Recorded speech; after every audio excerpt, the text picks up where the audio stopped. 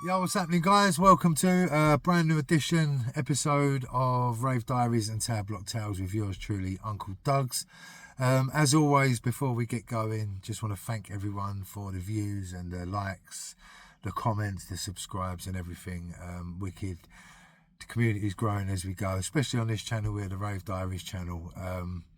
Yeah, I say it every time I put a video up. I'm just loving all the comments and all the little dots that we're joining between us all. So yeah, feel free to keep on commenting. Anyway, today, as you can see, I'm on location again, and the place I've chose to come today. Well, I didn't choose to come. I'll tell you what it was. I wanted to do a story about the place that I'm at today, but I don't have photos or proof as such where I can pull out a piece of memorabilia like I like to. So, like some of the pirate stories that I'm going to tell over the coming weeks and months and years, hopefully, there ain't always proof in that way where I can go, da-da, here I am standing here, or da-da, there's a ticket for this. So, some of them are just moments in time that never got captured. But what I'm going to try and do is get as many of them on film as I can, as and when I'm passing them. And today I was coming past this place. I'm in between two little missions that I'm on today, and I found myself driving past where I am today. So, right, today's episode is about,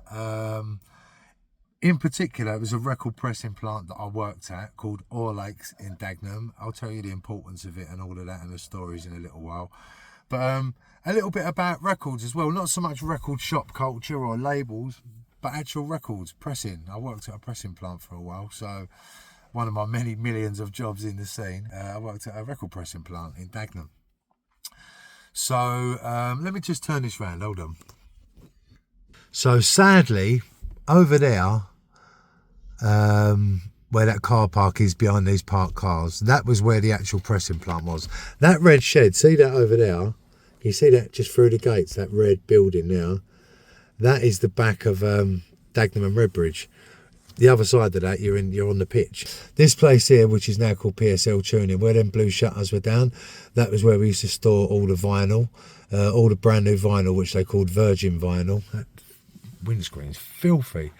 Anyway, and the green shutters here, what I'm parked next to, that was where all the labels were kept, all the metalwork and all that. So you had the plant over there, the vinyl store there, labels and metalwork in this place here. So let me get back to where I was. Yeah, turn it round.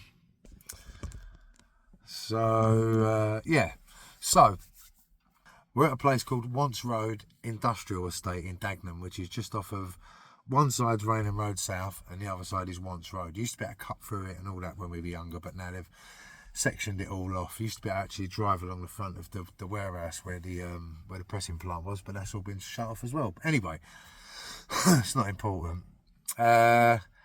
So my first memories of this place, before I ended up working here and the stories that come with it, when we were younger, we used to come round here, because I went to school round the corner to this. School was called Eastbrook Comprehensive. So between the ages of 11 and 16, all my mates kind of lived around this area. So we would come round here on the Urn when we were younger. So there was a place round the corner called Master Pack. Anyone from Dagenham who's watching this, who kind of lived a similar life, is going to know. A lot of people from Dagenham actually worked in all of these places, including the pressing plant, which we'll get to in a minute as well. But yeah, you had Master Pack, you had Gregton's, the sweet factory, and we also had Butterkist in Dagenham. When I was really young, we had Butterkist, and we used to jump over and nick Butterkist from but that's a different part of Dagenham. But round here we had Master Pack. They used to sell batteries, like wholesale batteries, computer games, stuff like that. And then Gregton's is the sweet factory that sells nugget or nougat or whatever you call it. You know that sort. You know Gregton's, isn't it? When you go to the seaside and you see the bars of like seaside thing, a lot of the times it's Gregton's. So we had that. So when we were younger, we would come round here, like either in our dinner hour or after school, and just be little Herberts. We'd be creeping into the factory and nicking the games and nicking the batteries, and we'd be jumping over the fence around the back of Ponfield Park into the Gregtons, fill your bag up with sweets, go sell them in school the next day. You know, but normal. If you're from a council estate kind of background, I'm not saying it's right. I'm not saying it's, well, it is wrong, I guess, but I'm not saying it's wrong either. It's just that's how it was when we was kids, and it was fun. But what we used to do as well, we would come round to the record factory. So when the record factory closed in the evening, sort of at 6 o'clock or whatever it would have been back then, it was all sort of quiet around this little bit, and they would leave big dustbins of records outside. And most of them were like off-centre labels or mispresses, not records that you'd want to even play. Like, they pressed a hell of a lot of like pop music and all that. But what we'd do is we'd get the records and we'd just frisbee them. You know what I mean? Obviously, we're kids, innit? We're 12, 13, 14, 15 years old. What are you going to do with a load of flipping rubbish records that you don't want, apart from throw them at each other, obviously? Like, what else are you going to do as a teenage lad? You know what I mean? You're going to frisbee records at your mates. But we'd fling them over Dagenham and Redbridge as well, throw them at the wall, explode. Anyway, so that's my first sort of memory of Orlakes, the pressing plant. And then I left school. I become a plumber, which I was rubbish at. And then I lost my job because I was rubbish, and I took none of it serious.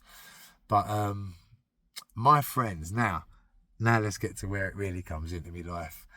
The Jacko brothers, they've been on a previous episode of one of my Rave Diaries. A lot of you lot would know them. They ended up being my pirate radio buddies. Jacko, Big Jacko, he run Conflict FM, and Little Jacko, or Baby J as he was known back then. He was like the right-hand man, and, there was a crowd of us, me, Spud, and a crowd of us. Anyway, Jacko, or the Jackos, their mum, Eve, who I love to bits, and I saw the other day, sadly at a funeral, but it was lovely to see you, Eve. Eve was the manager of Orlake's pressing plant, right? So, now, over the years, now I'd got into, you're talking, now it's about 1995. But once I'd started getting into rave music, I knew that Orlakes pressed music that I liked. All the Strictly Underground stuff, like, loads of stuff came through Orlakes. So once I knew that, Orlakes became a different kind of place to me. Instead of being a place where you go around there and be an hermit and throw the records about that they left outside, now it was this place that they pressed the records that I wanted to that I was buying. Basically, I was driving past Orlakes where they pressed them to buy them from Boogie Times on my route there. So anyway, I lost my job on the council as a plumber. Luckily for Barking and Dagenham, because I was terrible. Created more leaks than I solved, most definitely. And then I was just scurrying around doing bits, selling a bit of puff, doing whatever. Do you know what I mean? Just being a little but getting by. But I'd got onto the radio by then. Conflict had started. It was 1995. And we're all on the radio together. Like I say, Jacko was the boss man. Sean was his right-hand man, little Jacko. And then all our little Dagenham mob had the radio. So Sean, Big Jacko worked there as well. But at the time, younger Jacko got a job there. And they're my family, do you know what I mean? I've known them for years. They're my family. So he got the job there, and I was just scratching around. And he's ended up putting a word in, and he's managed to get me a job there. So at the same time, me and little Jacko were working at Orlakes together. And back then as well, I mean, I was 20, he was 21 in 1995. And even though we weren't throwing records around being Herberts, we was a different kind of Herbert by then. We was looking at either ways to earn or cut corners or whatever. Do you know what I mean? Before we go into what mine and Jacko's jobs were, I'll explain to you kind of like the process of a record being pressed, because some of you might not know how it actually works. So basically, a record starts off as a piece of metalwork, so the same size as a record, and then round the outside of it, it's almost like the metalwork's been bent down, and then on that piece of metalwork is the press of the tune, basically, yeah? So your record has been cut, sent to the pressing plant. The pressing plant has the metalwork that goes onto the machine that presses onto your vinyl. So that's the first bit. We would get it in the door that I said a minute ago, the green door where they kept the labels and the metalwork. That's where the metalwork. So the metalwork would be delivered to us, and then the guy that worked in there, his name was Rick. Man like Rick. They thought he was a bit of a smoothie, old Rick. Anyway, Rick worked in there, and his job was metalwork and labels. So he would bring the metalwork over to the pressing plant. The girls, there was about 8 or 10 presses in there. Let's say there was 10, because it makes it easy to talk about. So 8 of the presses were normal presses. They pressed every bit of vinyl, all the different tunes, different colours, you know, clear vinyl, picture discs, this, that and the other. But the 2 closest to this end were for test presses. They were for pristine, brand spanking new test press vinyl. And I'll tell you why that's important in a minute. So the metalwork goes onto the underside of the press. The vinyl, now, depending on what you want and what you've paid for, a test press vinyl, which is you have a limited run of them done, that cost a little bit more money, and they're for you to look at, listen to, get an idea of your acoustics and your audio within the tune and all that. They had like a listening booth here where people would come down, listen to their test presses, and make sure they were happy before they went ahead with a big run of records. So they did that before they paid. But so a test press was pressed from what they called virgin vinyl. So the vinyl was shipped over from France in like concrete sacks. It's tiny little discs, tiny little pellets. And then what they would do is they would feed them into the back of the machine, or me and Sean would, me and Jacko, that was our job. They'd call for vinyl. So we'd have to run in there. And if it was the test press machine, it would be the proper bags out of the shed over there where they stored the vinyl into the machine. The machine melts the vinyl, and then it would give you like a hockey puck. And then the hockey puck goes on the machine, and then the press comes down, and then after a second or two, the vinyl round the edge would start to squeeze out of the machine, and it would hold in place, and then a lathe comes out and cuts all the way around the outside of the record, so you've just got the perfect circle.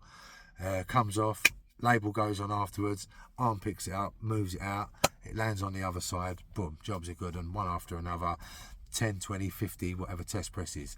The other machines though, me and Sean used to work, Jacko, sorry I keep calling him Sean, me and little Jacko, we worked in the grinding room. So we were just general dog's bodies. That was what we did. I mean, we loved it because we just used to have the best time. Honestly, when he's watching this, he knows we had the best times. He would be in the forklift truck just whizzing round here. We'd be having a puff, like just taking the piss. But when they needed the bins cleared of the excess vinyl or anything at all, that was our job. Wash around the presses, all that, like mop the floor, all that crap. Dog's bodies. Me and Jacko were the dog's bodies. So the girls would shout vinyl. So if you went in there and it was one of the other machines, now this was the par that I never really got what our people let them get away with this. So you'd come in and get your test presses, and they would be run through certain machines, like I say, that were kept very pristine and clean with virgin vinyl. Me and Sean worked in a thing called the grinding room. Now, what the grinding room was all the bits that were cut off the outside of the record, all the excess vinyl was cut, and it all went into bins next to the machine, yeah? So you'd have loads of almost like lengths of barbed wire, almost, if like, you know what I mean. Sometimes it would be half a circle, sometimes a full, sometimes just broken into bits, but sharp, hard bits of vinyl. You stab someone with them, they're sharp. Anyway, in the room out the back of the warehouse, there was a big grinder. So basically, me and Sean would get the bins and we'd empty them into the top of the grinder, over the top, and the big wheels would go around and it would churn out tiny little shards of vinyl. And what we would do is we'd take them back into the warehouse, and then they would go back into the machines that weren't the test press machines, believe it or not, and they would get fed through. So people were getting like test presses and listening to the quality and checking the quality, you know, there's no smoke in it, there's no dips, no pits, nothing like that in the vinyl, perfect, I'll have 10,000.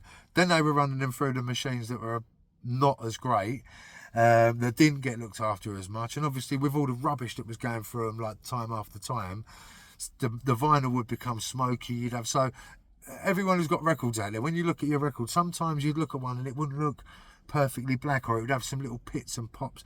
That's what that was. That's what causes that. So yeah, it was a bit of a mug off, I guess. And now and again, you'd have to make sure that you run, because they do a lot of different colours and stuff like that, and as long as you kept it predominantly black, then you could run colours for it as well. But obviously that's bringing the denseness of the black down, so now and again we'd have to get rid of all the colour cuts and just run black through for a little while to get the colour back. Like, it's a liberty really, but I guess, like, from what I remember at the time, vinyl was £600 a bag back then. That was 1995, right? It was £600 a bag. I don't know what they weighed, them bags. They must have been 10 kilos, 20 kilos. I don't know. I don't even know what they weighed. They weren't light, but they weren't massively heavy. But they were £600 back then, a bag. So, yeah, I guess it was a way of everyone saving a bit. Maybe they passed that on to the people that were pressing the vinyls. I don't know. Do you know what I mean? Maybe test presses cost a lot more than the wholesale did. It probably would do. But either way, I don't think that they really knew how it actually went down. And, you know what I mean? I was getting short. Some of the vinyl we put through there, some of it was terrible. Most of it was great. Listen, it was a very, very, very well-known and well-loved pressing plant. Even though they did them little bits there, maybe that was just what they did everywhere and that was the way it worked. But it just always felt a bit like man's coming down looking at his record going, yeah, I'm happy with that. When he's picking up his 1,000 white labels about 3 weeks later, yeah, it ain't the same tune. You know what I mean? Don't sound the same or look the same. But anyway, so yeah, we worked in now. And Eve was our boss, and then there was a guy called Barry something. He was the top boss in the top one, because Eve run the floor. She run where we was, and she's a wicked boss. She's the best. Like, I love her to bits, Eve. Still now, honestly, like I said, I see her the other day, and she's still exactly the same. Still Larry, still Eve from the floor. You know what I mean? But of course, them times there, I'm DJing on the radio. Jacko's to do with the radio. Big Jacko's running the radio. All them lot are coming down the warehouse, aren't they, while we're working and having a puff and all of that. And so, of course, me and Sean, before we even started, like, nicking tunes, like, anyone who's a DJ or understands that addiction of vinyl, luckily I'm cured of it now, but I wasn't, you know what I mean? Back then I was in the height of it. So, I think it was Vinyl Distribution. It may have been SRD. One of the big distributors through mid-90s, 1995, when I was there for definite, had an account with Orlakes. So, you know, you had all the Bookham stuff, all the Metalhead stuff, Easy Records, Proper Talent, loads of the big labels of the time were pressing records here. So we was doing the test presses, you know, so we're pressing them before the label have even got them. Obviously, I'm hot off the press. I'm next, you know what I mean? I'm next to it. So what we would do was, the girls wouldn't necessarily press us records to take, because they don't give a shit. They're going there to earn their money. They don't care about pirate radio. And, you know what I mean? I want to play the test presses on my show and all of that malarkey, don't they? So what we'd have to do is, like, a lot of the time, more than you'd think, a lot of times labels would be slightly off centre or whatever else. Now, sometimes on a normal press, they might let it slide if it was only slightly off centre. But with the test press stuff, like I say, it all had to be perfect down to the label. So for every 50 test presses that got pressed, they would probably throw 10 away for nothing. So obviously, me and Sean, you know what I mean, Jacko, we would empty the bins, but what we would do is, instead of them going back through the grinding machine, we'd put them in a bin round the back, put dustbin bags on top of it, and then stack rubbish on top of that. And then when the factory closed at night, we'd come back round here in my car, pick up the tunes and all that, and boom, boom, boom, jobs are good. And even though it's a liberty, because obviously back then I was just trying to get into the scene, and even, I'm not stupid, I knew I was nicking stuff, but I never really thought about, you know, what I was doing. I just thought I wanted the tunes, you know what I mean? And I'm hoping that any one of them guys whose labels that I stole from back then, who are now all my mates, they'd understand that, like, when you're a budding DJ and them tunes are on your thing and you're never going to be able to buy them, do you know what I mean? Because them test presses weren't finding people like me back then.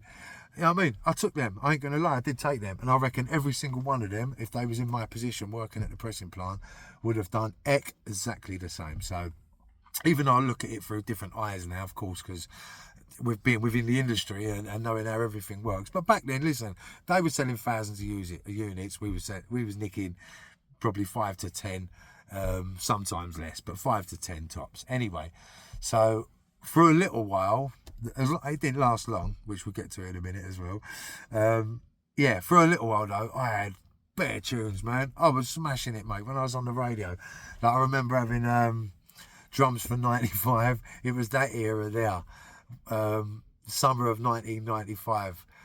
Bare tunes. But I worked here. It wasn't long in all. I reckon it must have been 6 to 8 months, something like that. And of course it come on top. Of course it did. Like, you know what I mean? Geezer weren't stupid. Old Barry upstairs, he knew what was going on. We was in the thing. We were out the back puffing. We were just taking the piss. And yeah, inevitably, they didn't actually catch us nicking. But I got pulled up into the office after being here for a little while, and I got told, like, you can either leave or we're going to sack you. They basically said, we know what you've been up to. So I had to take that one on the chin. And then about a month later, Jacko got nicked, not nicked, Jacko got sacked. Because obviously they knew what he was up to, you know what I mean? They kept him there a bit longer because of his mum, but that's how it goes. But yeah, we like through that time there, mate, it was proper. I must admit, it was proper. Like, the money was terrible. There was no prospects, but I was working with my proper mate. We was just catching jokes every day. I'm pressing records. Like, the funny thing is, they press big runs of big pop tunes down here. I remember Wigfield Saturday night, I think it might have been. I'm sure it was that. It was on a red vinyl, but everything stopped at the pressing plant because I had to press, like, whatever it would have been at that time, 100,000. I don't even know. I don't even know how many units. I don't know. The only thing I cared about was, whenever them tunes come through, I would check. When we'd go into the little listening room, put the headphones on, put the tunes on, like what was the next ones to be pressed and all of that. And yeah, as soon as we knew something was coming through the door, we'd have our eye out for it, stick a couple in the bin, take them, play them on the radio at the weekend. And look, truth of the matter is, it wasn't like no big earner, or like, you know, we was nicking them to fund some mad lifestyle. It was not that. We was nicking them, taking them up the radio, and like, because we wanted the radio to be the best. That's the truth of it. But the flip of it is, like, we couldn't buy them test presses because we weren't well known enough and there weren't enough to go around. But we played them with our hearts, mate. Trust me. All them tunes that I nicked off the press, that I stole and fucking put in the bins and hid and come back for, I played every single one of them for weeks and I still now, you know what I mean? Easy Records, 44 mag, that era there, it was that time there. Sorry, Fantasies, me mate and all. But anyway, I played them to death and I still play them now, and I feel that I'm justified that I've got to be who I am, and I've championed that music from that era. So all of these stories helped. I'm just trying to justify the fact that I was a thief. Sorry, guys. No, but yeah, while we worked here, it was great, and it was just another job that I had that was not for the money. It was for nothing more than to be close to the music. You know, I didn't go into it thinking I would be nicking stuff to play on the radio, but I went into it because I wanted to just understand how it all works, like seeing the process from start to finish. You know, watching people like A-Sides and that coming down here and pressing their records at the time, and meeting all these people that I met through the job here, distribution drivers and stuff like that were picking up and dropping off. It was all part of my own journey that shaped me to know all different things. So when I was, you know, when it was my time, I got all these different I've got all these different strings to my bow. I worked in the pressing plant, you know what I mean? So I know how it goes down. How much did it help me? Probably not that much, but I had a good time. But yeah, but anyway, my memories are great of working here, and yeah, it was just a good thing to learn, you know what I mean? Watching that process. I don't know how long I could have stuck it out for had I not got the sack. I probably wouldn't have lasted long anyway. But yeah, for the time I worked here, I had a great time. I've got good memories. And it's just another story, isn't it? It's another rave story. It's another tale to tell. But funny thing is, loads of people over the years, as I've told these stories, you know, in different places on different occasions over the years, how many people worked in this pressing plant is mad. You know what I mean? It was a proper job for people in the manor. Loads of people have worked here. On this industrial estate, half of Dagenham's worked here, I think. But that pressing plant, loads of people worked in here over the years. So, yeah, big up the Orlakes crew. All you vinyl lot, if you look on all them vinyls from that era, when you look on the etching in the middle, yeah, you've got the catalogue number, sometimes a little message. Loads of them will have Orlakes written on them if you have a look in tiny letters, all right? Yeah. Anyway, big up the Orlakes crew. Shout out to everyone that's made it this far. It's a bit of a long one today, but I got a bit carried away within it, but that's not a bad thing. Hopefully. Thank you for watching. Thank you for subscribing. And don't forget to comment underneath on this, all the videos, you know what I mean? Make sure you do, because I love reading them. I reply to all of them. And every story we tell, we're adding little bits underneath, and that's important. I'm not the only one with a story about any given thing. So maybe you worked in a pressing plant, maybe you work for a label, maybe you want to have a moan at me for nicking your stuff back in the day. Whatever it is, I'm here for it. All right, big love, guys. Rave Diaries and Tower Block Tales. We are out of here.